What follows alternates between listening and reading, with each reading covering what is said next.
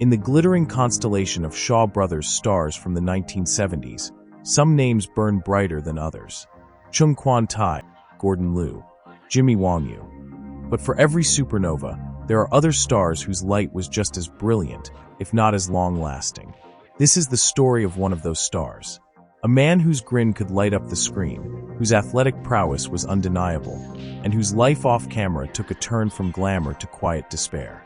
This is the story of Wong Yu, a name that, for many, evokes joy and classic kung fu comedy, but whose final chapter is a sobering tale of a star who faded away. Our story begins on October 26, 1955, in Hong Kong. He was born Wong Chi-kun. Like many young men drawn to the world of film, he started at the very bottom, as a stuntman. He took the falls, the punches, and the leaps, learning the brutal, unglamorous language of kung fu action cinema with his own body. His big break came in the early 1970s, landing his first leading role in the 1973 film 13. But his entry into stardom came with a strange and telling twist. The powerful producer, Run Run Shaw, personally handpicked his stage name, Wong Yu. But this wasn't just a random choice. It was an act of deliberate irony, a jab at another star, the already famous and notoriously difficult Jimmy Wong Yu. Shaw had a contentious relationship with the original Wong Yu, and in a move that was equal parts petty and powerful, he gave his new star the same name, as if to say to Jimmy Wong Yu, "You are replaceable." From the very beginning, Wong Yu's identity in the film industry was not entirely his own. He was a pawn in a larger game, a shadow cast by another man's legacy. Yet, he was determined to step out of that shadow and make the name his own. And step out he did. Throughout the 1970s, Wong Yu became one of Shaw Brothers' most reliable and beloved stars. But he didn't become famous by being a stoic, grim-faced hero. His niche was something special, something that required a unique talent: kung fu comedy. He was the grinning, charismatic everyman who could throw a punch and deliver a punchline with equal skill. Films like The Kung Fu Instructor and Rendezvous with Death showed his serious dramatic chops, but it was in classics like Dirty Ho, where he starred opposite Gordon Liu, that his true star power shone. He brought a lightheartedness and wit to the genre that was infectious. He was prolific, starring in a string of hits. Dirty Ho, 1979, as the clever and resourceful titular character. Spiritual Boxer 2, 1979, showcasing his flair for the supernatural and comedic. Kid from Guangdong, 1982, proving his appeal lasted into the new decade. During this period, his life was a whirlwind of film sets, choreography, and fame. On the surface, it was the dream. He was a leading man, a recognized face, and a key player in one of the world's most exciting film industries. But the film industry is fickle, and the spotlight never stays in one place for long. As the 1980s wore on, the golden age of traditional kung fu films began to wane. New genres, new stars, and new directors like John Woo and Choi Hark were redefining action cinema. For an actor like Wong Yu, whose style was so rooted in a specific era, the roles began to dry up.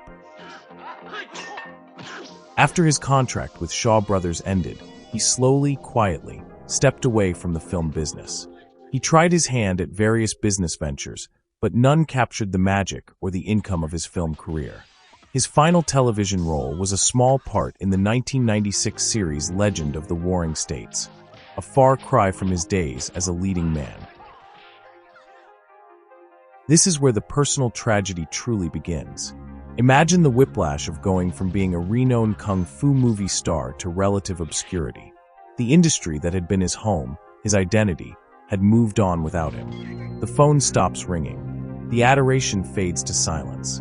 For any performer, this is a profound psychological blow, a loss of purpose, community, and self-worth. While the public record is sparse on the details of his inner turmoil during these years, the pattern is a classic and heartbreaking one. a star struggling to find his place in a world that no longer has a spot for him on the marquee. The final act of Wong Yu's life was not played out on a soundstage, but in quiet, painful solitude.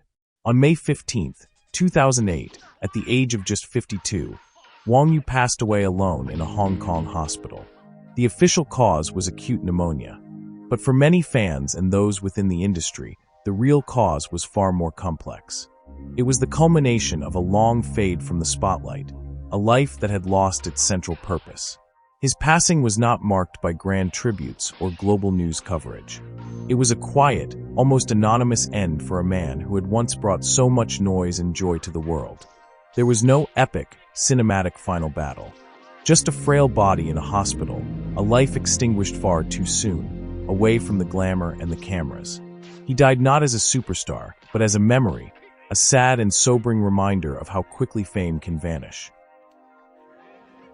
So, how do we remember Wong Yu? We remember him with a bittersweet heart. We remember the joy. We remember the incredible physical talent and the genuine comedic genius. We honor his legacy by watching Dirty Ho, the kung fu instructor and spiritual boxer too, by keeping his art alive. But we must also remember his story as a cautionary tale. The film industry can be a merciless machine, chewing up and spitting out its stars without a second thought. Wong Yu's life reminds us that the people on screen are just that, people. They are vulnerable to the same pains, the same struggles with identity, and the same deep loneliness as anyone else. He was a star who shone brightly, but far too briefly. His story is one of triumph, but also of profound tragedy. He was Wong Yu, and his life, in all its glory and its sorrow, deserves to be remembered. Thank you for watching. If you have any memories of Wong Yu's films or thoughts on his story, please share them in the comments below. Don't forget to like, subscribe, and hit the bell icon for more deep dives into the forgotten stories of cinema legends.